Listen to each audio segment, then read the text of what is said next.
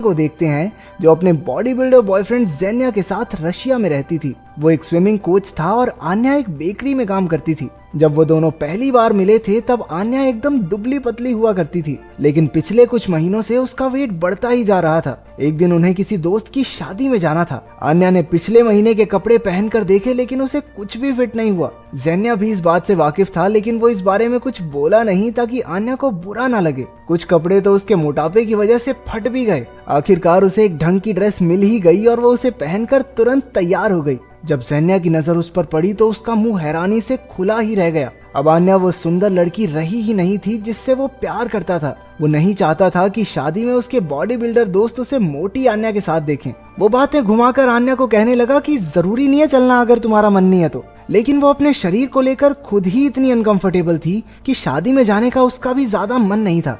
जेन्या के जाने के बाद आन्या ने कपड़े बदल कर अपना वेट चेक किया। वो पूरे 76 किलो की हो चुकी थी। उसे अपने मोटापे से शिकायत तो बहुत थी, लेकिन उस पर काम करने का मन नहीं करता था। अब भी उसने तेल में गर्मा गर्म पकौड़े तले और मजे से फोन चलाने लगी। फोन पर उसने जेन्या और कुछ दोस्तों की शादी की तस्वीरें देखी। उसने जूम करके देखा कि जेन्या के आसपास की सभी लड़कियां एकदम पतली और फिट थी। ये देखकर वो और दुखी हो गई। तभी उसके सामने एक वीडियो आई जिसमें एक लड़की जेन्या के गाल पर किस कर रही थी। ये देखकर वो झट से तैयार हुई और पार्टी के लिए निकल गई। जब आन्या शादी की पार्टी में पहुंची तो उसने देखा कि जेन्या उसी लड़की के साथ चिपक चिपक कर नाच रहा था।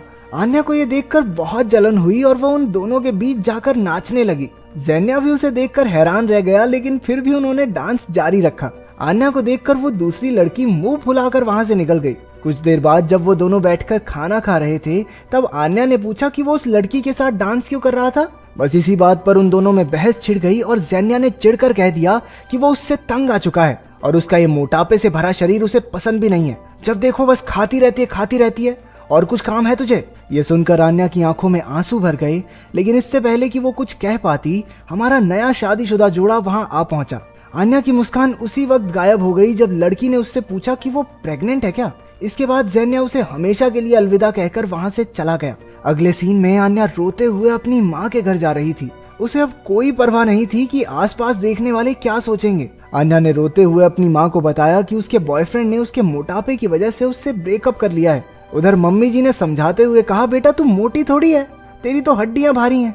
इसे सुनकर तो आन्या और बुरा महसूस करने लगी। अगली सुबह उसकी दोस्त नताशा ने उसे अपने घर बुलाया।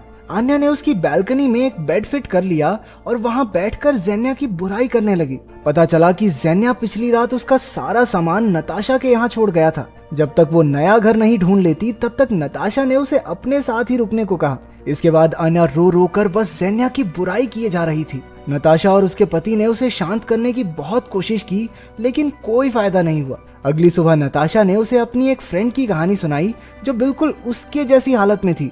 उसके बॉयफ्रेंड ने भी उससे ब्रेकअप कर लिया था क्योंकि वो मोटी हो गई थी। लेकिन आन्या की तरह रोने धोने की बजाय उस लड़की ने जिम जाना शुरू किया और 1 महीने में मॉडल जैसी पतली हो गई। उसके बॉयफ्रेंड को बाद में इतना पछतावा हुआ कि उस लड़की को वापस पाने के लिए उसने पूरा ऑफिस फूलों से भर दिया। अगली सुबह आन्या जिंदगी में पहली बार एक जिम में पहुंची। मशीनों का ढंग से इस्तेमाल करने में उसे थोड़ा टाइम लगा। कई बार तो वो ट्रेडमिल से ही नीचे गिर गई, लेकिन उसने अपनी सारी मेहनत पे पानी फेर लिया जब वो 1 घंटे बाद एक रेस्टोरेंट में बैठकर बर्गर पेलने लगी। नताशा उसी रेस्टोरेंट में काम करती थी और उसने आकर आन्या का खाना फेंक दिया। उसने गुस्सा होकर आन्या से कहा कि क्या वो 2 घंटे भी खुद पर कंट्रोल नहीं कर सकती। घर आकर आन्या ने अपने पूरे शरीर पर मॉइस्चराइजर लगाकर प्लास्टिक रैप से बांध लिया। उसे उम्मीद थी कि इन फालतू तरीकों से 1-2 किलो कम हो जाएंगे। रात को वो फ्रिज से कुछ चुरा कर खाने ही वाली थी कि नताशा ने उसे पकड़ लिया। अगली सुबह उसने फैसला किया कि अब से वो कुछ भी अनहेल्दी नहीं खाएगी। ये उसके लिए और भी मुश्किल था क्योंकि वो एक बेकरी में काम करती थी जहाँ चारों ओर खाना ही खाना था। एक केक बनाते वक्त उसने गलती से अपनी उंगली चाट ली और इसके बदले उसने उसी वक्त 10 स्क्वाट्स किए। दिन भर खाने की चीजें उसे अपनी ओर खींचती रही। बुलाती है मगर जाने का नहीं। और ऐसे ही आन्या ने पूरा दिन खुद को कंट्रोल किए रखा। शाम को वो कमरे में केक के साथ बिल्कुल अकेली थी। कुछ मिनट तक तो वो उसे घूरती ही रही और मन में उसे खाने का कोई ना कोई बहाना सोचने लगी। आखिरकार उसके सब्र का बांध टूट गया और वो एक ही बार में आधा केक खा गई। अब उसे एहसास हुआ कि शायद उसे ईटिंग डिसऑर्डर है। वो ऐसे लोगों की मीटिंग में गई जो उसी की तरह हर वक्त कुछ ना कुछ खाने की लत से परेशान थे। वहाँ एक आदमी भी था जिसका नाम है कोल्या। आन्या को सबके सामने बात करने में शर्मिंदगी महसूस हो रही थी, इसलिए उसने खुद को एंजेला नाम की एक जर्नलिस्ट बताया जो उन जैसे लोगों पर एक कहानी लिख रही है। वहाँ मौजूद सब लोग अपनी बीमारी के लिए कोई ना कोई बहाना देने लगे। कोई मानना ही नहीं चाहता था कि उन्हें कोई प्रॉब्लम है। ये देखकर कोल्या ने सबसे चिढ़कर कहा कि उन्हें सच्चाई को अपनाना ही होगा। उसने आन्या के झूठ के पार भी देख लिया था। वो जानता था कि आन्या भी झूठ बोल रही है। ये देखकर कि उसकी सच्चाई सबके सामने आने वाली है, आन्या एक फोन कॉल का बहाना करके बाहर चली गई, लेकिन कोल्या ने उसका पीछा किया। वो उसे एक रेस्टोरेंट में चलने को कहता है और फ्री के खाने को आन्या मना कर दे। हो ही नहीं सकता। कोल्या ने उसे आइडिया दिया कि उन्हें एक दूसरे का फिटनेस स्पॉन्सर बन जाना चाहिए। इसके मुताबिक उन्हें रोज इकट्ठे एक्सरसाइज करनी होगी, कुछ भी खाने से पहले एक दूसरे से पूछना होगा और एक दूसरे का सहारा बनना होगा। आन्या थोड़ी हिचकिचा रही थी, लेकिन फिर उसने सोचा कि ट्राई करने में क्या ही जाता है। अगले दिन से दोनों हर सुबह पार्क में दौड़ने लगे। जैसे जैसे वक्त बीता तो आन्या को एहसास हुआ कि कोल्या सच में एक अच्छा इंसान है। वो अपने मोटापे की वजह से खुद को बुरा महसूस नहीं करता था। उसके साथ रहकर आन्या भी खुद से प्यार करना सीख गई। दोनों एक दूसरे की परेशानियां समझते थे। जल्द ही आन्या का वजन कम होने लगा। जब भी वो उदास होती तो कोल्या के साथ गला फाड़ कर चिल्लाने के बाद वो शांत हो जाती। आन्या बस ये चाहती थी कि ज़ेन्या फिर से उसे पसंद करने लगे, और इस बात से कोल्या को बहुत जलन होती थी। 1.5 महीने में उसने लगभग 10 किलो वजन कम कर लिया था। अब उसने ज़ेन्या से मिलने का प्लान बनाया। वो स्विमिंग पूल पर पहुंची और गलती से उससे टकराने की एक्टिंग की। उसे देखते ही ज़ेन्या के होश उड़ गए। कुछ देर बाद वो दोनों पूल में पानी से खेलने लगे। सब सही चल रहा था, फिर वहाँ शादी के दिन वाली लड़की आ गई जो अब खुद को ज़ेन्या की गर्लफ्रेंड बता रही थी। आन्या का दिल एक बार फिर से चकनाचूर हो गया। वो रात भर शराब पीकर पार्टी करती रही। अगली सुबह उसकी आंख खुली तो वो कोल्या के बेड पर थी। उसके शरीर पर कपड़े नहीं थे। कोल्या ने उसे विश्वास दिलाया कि उसने आन्या को देखा तक नहीं। असल में पिछली रात आन्या शराब के नशे में एक अनजान आदमी के साथ जाने वाली थी जब कोल्या सही वक्त पर वहां पहुंच गया और आन्या को बचाने के चक्कर में मुंह पे मुक्का भी खा लिया। इसके बाद आन्या अपनी माँ के घर पहुंची। उसकी माँ ने कहा कि शायद वो अपने बचपन का दुख अब तक भूल नहीं पाई है। जब वो छोटी थी तो उसके पिता उन्हें अकेला छोड़ गए थे, इसलिए शायद अब ज़ेन्या के उसे छोड़कर जाने पर उसे इतना दुख हो रहा है। आन्या अगले ही दिन अपने पिता से मिलने पहुंची। क्योंकि रास्ता लंबा था तो वो कोल्या को अपने साथ ड्राइवर बनाकर ले गई। रास्ते में कोल्या ने उसके करीब आने की काफी कोशिश की, लेकिन आन्या पर कोई फर्क नहीं पड़ा। आखिरकार वो आन्या के पिता सर्गे से मिले।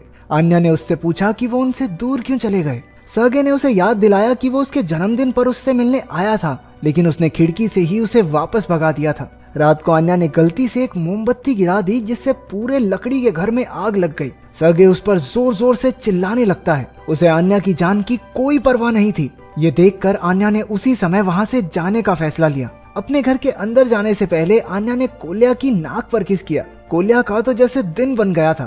पैसे ना होने पर उसने अपनी घड़ी बेचकर आन्या के लिए फूल खरीदे। उधर ज़ेन्या अपने किए पर शर्मिंदा होकर आन्या से माफी मांगने पहुंचा। कुछ ही देर में दोनों में गुलुगुलु शुरू हो गई। जब बेचारा कोल्या फूल लेकर पहुंचा तो उसने आन्या को ज़ेन्या के साथ देख लिया। वो बेहद उदास होकर वहां से चला गया। उधर ज़ेन्या ने कहा कि वो पहले के मुकाबले बहुत सुंदर हो गई है। उसी वक्त आन्या को एहसास हुआ कि कल अगर उसका वजन फिर से बढ़ गया, ये आदमी तो फिर से छोड़ के भाग जाएगा। वो समझ गई थी कि वो उसके साथ नहीं रहना चाहती, तो उसने ज़ेन्या से जाने को कहा। शाम को आन्या कोल्या के घर गई क्योंकि उसे एक दोस्त की जरूरत थी, लेकिन कोल्या ने गुस्से से भरकर कहा कि अब उनका रिश्ता खत्म हो चुका है। लेकिन बीते दिन कोल्या ने उसे अपने एक्स बॉयफ्रेंड के साथ देख लिया था। अब दिल टूटा आशिक प्यार तो बरसाएगा नहीं। तो उसने आन्या से कहा कि अब वो पतली हो चुकी है, इसलिए उसे कोल्या की कोई जरूरत नहीं। अगले दिन आन्या के पिता सर्गे उससे मिलने आए और उसने जिंदगी भर एक बुरा बाप होने के लिए उससे माफी मांगी। उसने ठीक वैसे ही डांस भी किया जैसा वो आन्या के साथ बचपन में किया करता था। अगले दिन आन्या कोल्या से मिलने एक मैराथन में पहुंची। उसे कोल्ड ड्रिंक पीता देख उसने फटाफट बोतल छीन ली और उसका स्पॉन्सर होने के नाते अपना हक जताने लगी। उसने कहा कि कोल्या का वेट अब भी कम नहीं हुआ, इसलिए अब भी वो उसकी स्पॉन्सर है। दोनों मिलकर मैराथन में भागे और जी जान से पूरी भी की। आखिरकार कोल्या ने आगे बढ़कर आन्या को किस किया। अब आन्या को एहसास हो चुका था कि वो बाहर से कैसी दिखती है, इससे खुशी नहीं मिलती। खुशी तो कोल्या की तरह खुद से प्यार करने में है। वो फिट होने की कोशिश जरूर करता था, लेकिन कभी अपने मोटापे को लेकर शर्मिंदा नहीं हुआ। आखिरकार कोल्या ने भी अपने प्यार का इजहार करने की